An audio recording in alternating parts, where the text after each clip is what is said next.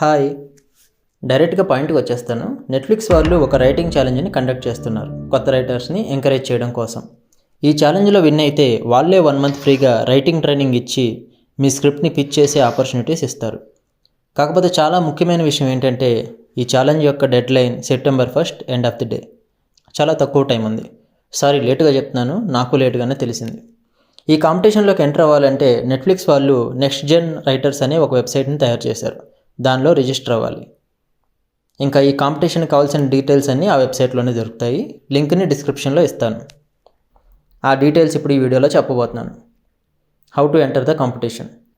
ఈ కాంపిటీషన్లోకి ఎంటర్ అవ్వాలంటే 2 scripts submit చేసి ఉండాలి. ఫస్ట్ వాళ్ళు ఒక సినారియో ఇచ్చారు. ఆ సినారియోని ఎక్స్టెండ్ చేస్తూ మనం ఒక స్టోరీ రాయాలి. ఆ సినారియో ఏంటంటే ఒక 2 మనుషులు ఒక లైఫ్ బోట్లో సముద్రం మధ్యలో ఇరుక్కుపోయారు. అంటే ఒక పడవలో సముద్రం మధ్యలో ఇరుక్కుపోయారు. ఆ తర్వాత ఏం జరుగుతుంది అనేది మనం రాయాలి. మనం ఏదైనా రాయొచ్చు. ఈ స్క్రిప్ట్ మినిమం 5 పేజెస్ ఉండాలి, మ్యాక్సిమం 10 పేజెస్ ఉండాలి. దీన్ని AI ChatGPT యూజ్ చేసి రాయకూడదు. దీన్ని తెలుగులో రాయకూడదు, ఇంగ్లీష్లోనే రాయాలి. హిందీలో కూడా రాయొచ్చు అనుకుంటా, బట్ ఒకసారి చెక్ చేసి కన్ఫర్మ్ చేయండి.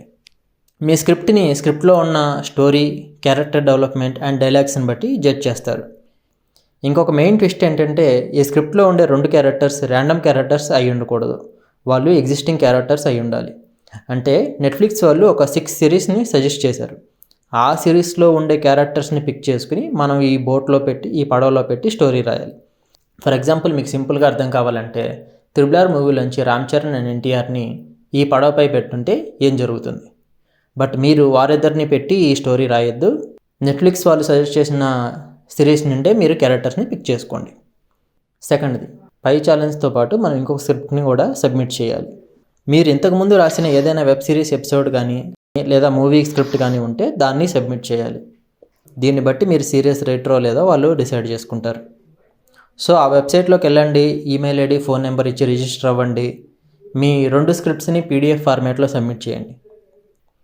టిప్, మీకు ఇప్పుడు ఆ సిరీస్ చూసి అంత టైం లేదంటే మీరు యూట్యూబ్లోకి వెళ్ళి మీకు నచ్చిన సిరీస్ని పిక్ చేసుకుని వాళ్ళు ఇచ్చిన సిరీస్లో దాని ఎక్స్ప్లెనేషన్ వీడియో చూడండి. దాన్ని బట్టి మీరు క్యారెక్టర్ని పిక్ చేసుకుని మీ స్టోరీని రాయొచ్చు.